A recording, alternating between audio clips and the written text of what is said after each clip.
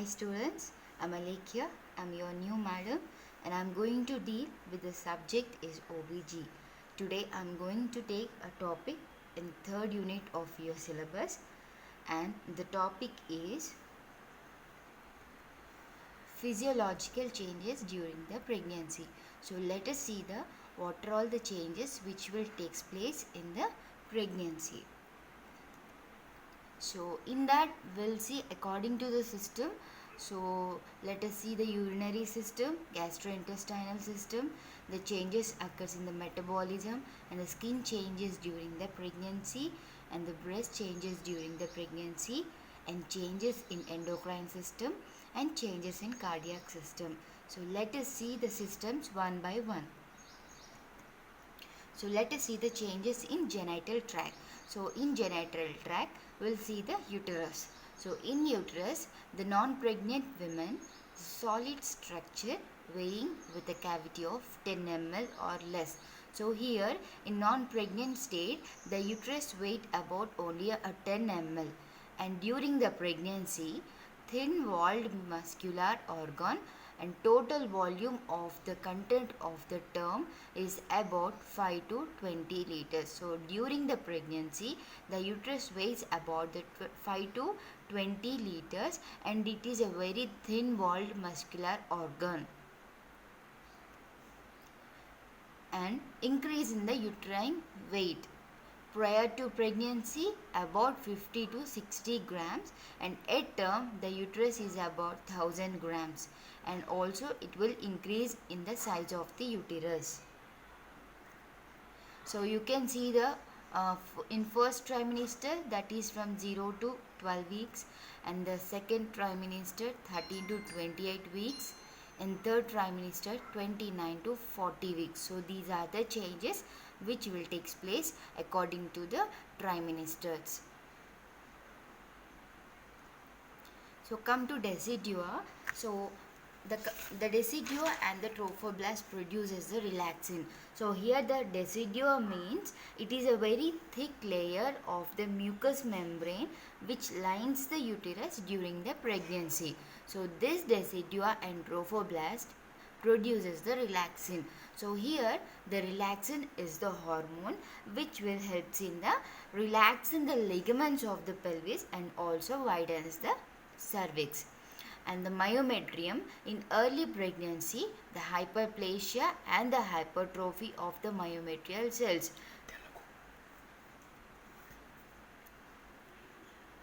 Uterine wall. So here the uterine wall measures about 1 centimeter to 2.5 centimeters by 4 months. And at term, the uterus about 0.5 to 5 centimeter or less in thickness. So here the thickness of the uterus is about 0.5 to 1 centimeters at term. Come to perimetrium.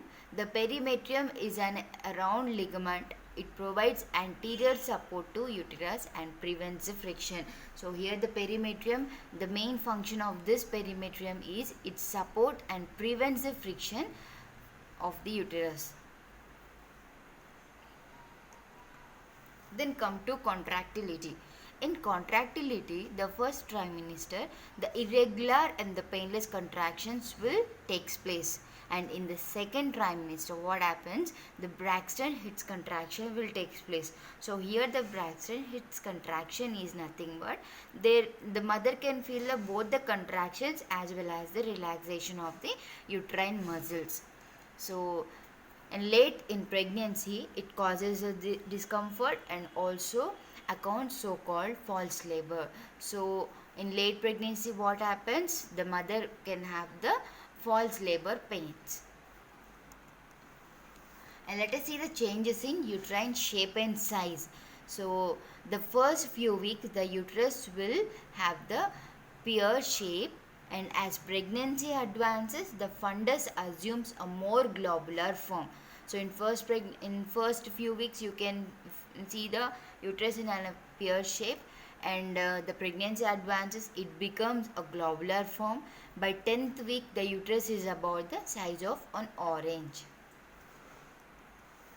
So you can see the changes over here from 14 weeks to till 38 weeks you can see the changes, the uterus enlargement or the distension of the abdomen you can see here.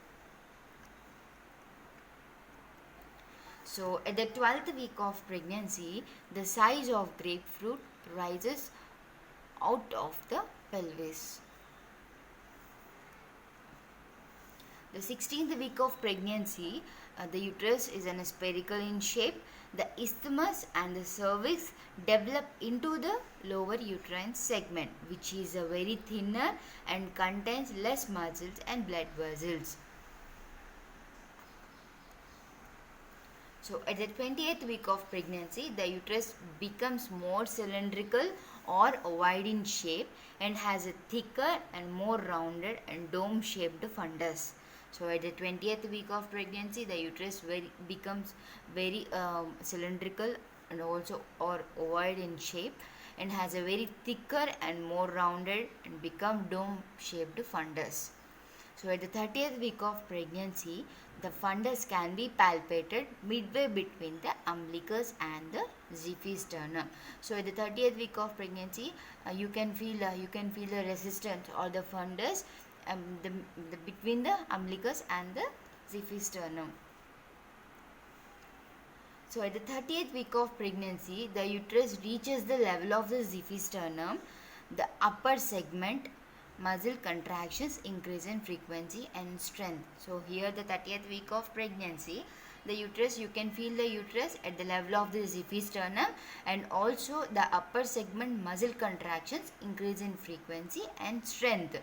So here the lower uterine segment develops more rapidly in cervical effacement and softening of the tissues of the pelvic floor. So what happens here, the cervical effacement means thinning of the cervix takes place, and also lightening will also occur.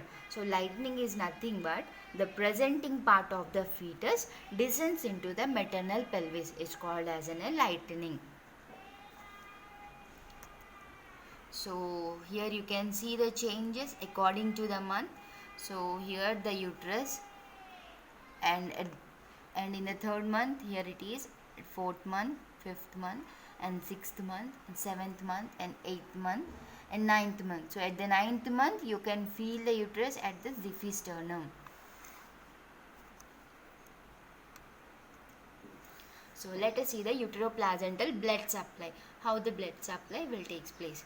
So 50 ml per minute at 10th week of gestation and 450 to 700 ml per minute at term, and 80% perfuse the placenta and 20% perfuse the myometrium. Here 80% of blood passes to the placenta and 20% only to the myometrium.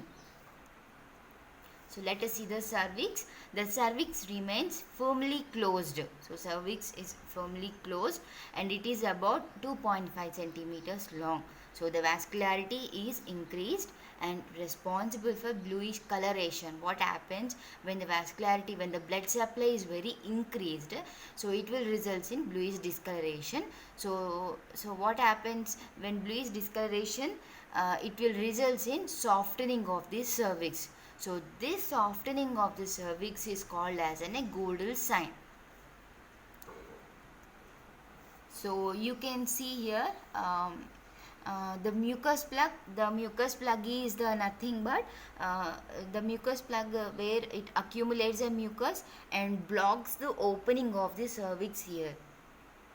So this is the fundus and placenta you can see here, and uterus you can see here, and umbilical cord and mucus plug here, and cervix here, and vagina. So the dilatation of the external os will occur, and in 1/3 of primigravida the internal os will be opened by 32nd week. The effacement or taking up of the cervix will take place. So let us see the vagina. The muscle layer hypertrophies. The increased blood supply of the venous plexus surrounding the wall gives the bluish discoloration of the mucosa. It is called as Jacquemus sign. What happens here?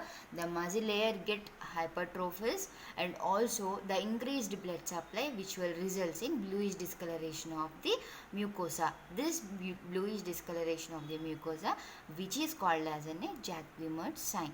So, and next, leukorrhea with increased acidic pH. Leukorrhea is nothing but it is a whitish discharge of the mucus from the vagina. So, this mucus consisting of increased acidic pH. Let us see the ovaries. In ovaries, the ovulation will cease. So, whereas the ovulation will not take place. So, let us see the changes in the breast. So, in the breast, increased blood supply and also new ducts and Acini cells are formed. So, here the new ducts will be forming and also Acini cells. Acini cells are nothing but the cluster of cells are forming. So, you can see the non-lactating state. So, these are the milk glands, and when it engorged, it will looks like, and it will be appear like this. And 3 to 4 weeks, the prickling, tingling sensation due to the increased blood supply, particularly around the nipple. So, mother can feel prickling and tingling sensation due to the increased blood supply around the nipple. And at 6 to 8 weeks, increase in size, painful, tense and nodular due to hypertrophy of the alveoli. So at the 6 to 8 weeks, what happens here? The size will be increasing, and also the mother can feel the pain and tense and nodular due to the hypertrophy of the alveoli, and it is very delicate, bluish. The surface veins become just beneath the skin. And 8 to 12 weeks. So what happens here? In 8 to 12 weeks, the Montgomery tubercle on the areola. So the Montgomery tubercles are forming here. So, and the pigmented area around the nipple. The Montgomery tubercles are nothing but the pigmented area around the nipple. It darkens and may enlarge and become more erectile. So this is the change which is called as a Montgomery tubercle. So you can see the picture here. So the breast changes during the pregnancy. The A section is a pronounced pigmentation of the areola and nipple. So here you can see the pigmentation of the areola and the nipple. And come to B picture, the appearance of the secondary areola and development of the Montgomery tubercles and increased vascularity. So here this is an primary areola and this one is an secondary areola. So this secondary areola, you can see the Montgomery tubercles and also you can see the increased vascularity. So at 16th weeks, the colostrum can be expressed. The secondary areola develops. So here the colostrum is nothing but the first secretion from the mammary glands after the giving birth. So it is nothing but a white or the yellowish fluid which will secrete from the mammary glands after giving the birth. In late pregnancy, the colostrum may leak from the breast.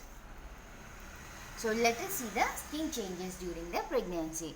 So at the 3rd month until term, the degree of the skin is become darker, and also linea nigra you can see here. So this is a dark straight line which is called as a linea nigra. And the pigmentation of the face, which is also called as chloasma or melasma or mask of pregnancy. Here on cheeks you can see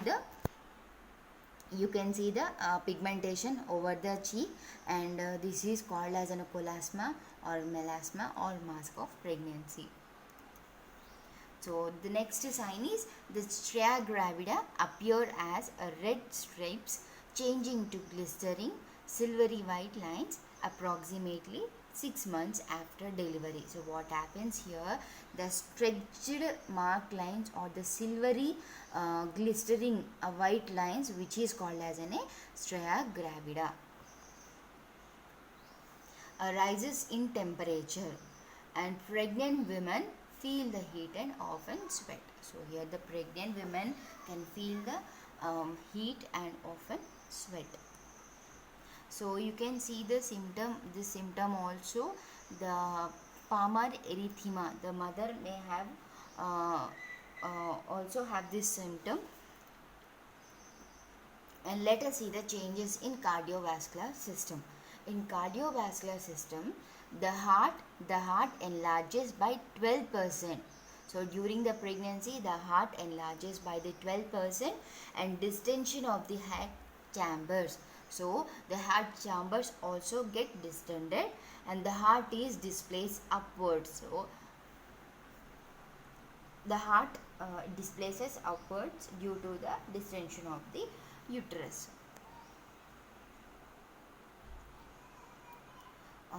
Increase in cardiac output and heart rates are increases by 10 to 15 beats per minute. So here the blood supply. So arterial blood pressure is reduced by 10%, and decrease in the peripheral vascular resistance, peripheral vasodilatation, and decrease in blood pressure. So these are the changes which occurs in blood supply.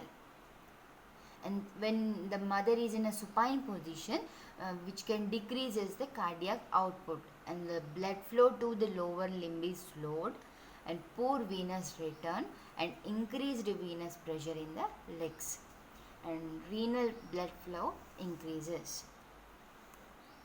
The blood flow is increased to the capillaries of the mucous membranes of the skin.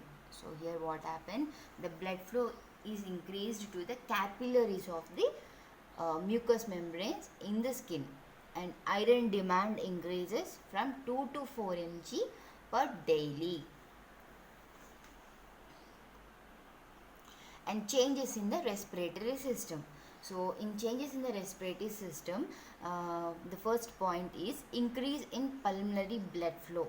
The blood flow to the pulmonary site is increased, and the hyperemia and edema of the upper respiratory mucosa, so dyspnea can take place, and hyperventilation also occur. So diaphragm is elevated, and about 5 to 7 centimeters expansion of the chest circumference, and the total lung capacity is reduced by 5%. So here you can see, so the straight dark line which will indicate the pregnant state, and the dotted lines which will indicate the non-pregnant state.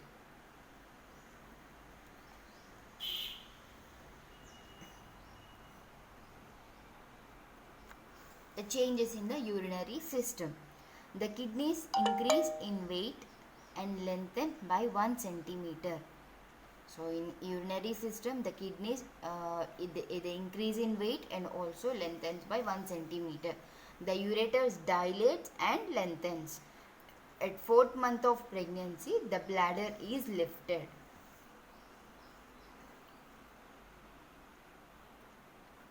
The muscles of the internal urethral sphincter relaxes, and the urgency of the micturition and urge incontinence. What happens here? The internal urethral sphincter of the muscles get relaxed, and also the mother can have the symptom of micturition and also urge incontinence. An increase in the plasma volume, glomerular filtration rate, increased renal plasma flow, and alteration in hormones. So here the GFR increases by 50%. So let us see the changes in the gastrointestinal system. So here the gums become edematous, soft and spongy, and profuse salivation, excess salivation can occur, and dietary changes and nausea and increased appetite. So here you can see the edema of the gums. You can see in this picture. So let us see the changes in the metabolism. In a metabolism, the alteration in the metabolism of carbohydrates, protein and fat. So here the alteration can occur in the metabolism of carbohydrates, protein and also in the fat. So the secretion of insulin in response to the glucose. Then the blood glucose ranges between the 4.4 to 5.5 millimolecular per liter. The plasma calcium concentration falls. The changes in the endocrine system. Here the HCG is produced by the syncytial trophoblast. The growth hormone level is elevated and the maternal serum iodine level fall due to increased renal loss. So these are the changes which will occur during the or throughout the pregnancy. So if you have any questions or if you have any doubts, just call me so that I'll clarify your doubts. Thank you.